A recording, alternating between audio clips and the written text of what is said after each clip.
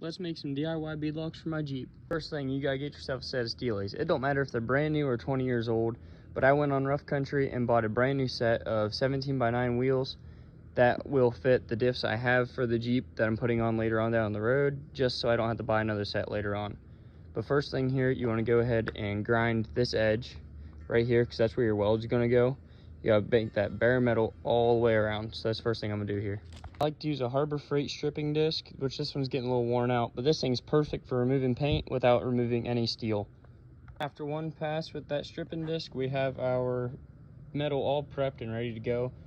So let's get her welded. All right, so now you just go ahead and toss your ring in there. So I bought my rings from Moto-Bilt. They're for a 17-inch wheel, so that's all you gotta do. You just gotta insert the wheel size, and then they'll send them straight to you, inner and outer plates.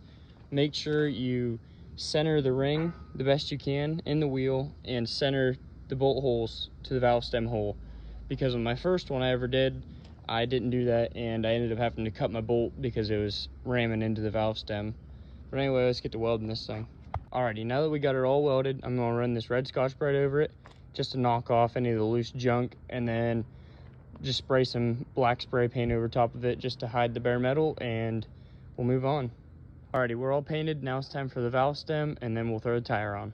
Alright, so this is the valve stem I'm running. It is a 45-degree angle just to make it a little bit more readily accessible. So we're gonna go ahead and throw that in. Alright, so these are the tires I'm gonna be mounting. They're a 37, 13.5, 17. They are a Mickey Thompson Baja Pro X. So they're a darn good tire. They're sticky. I'm gonna go ahead and throw that on the wheel. Alright, so once you get your tire slid down over, you want to leave your tire on the outside of this ring, so that way you can put your other ring on top of the bead and then bolt it down.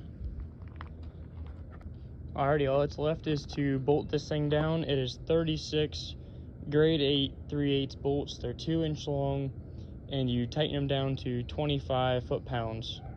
When you're done, they'll look something like this.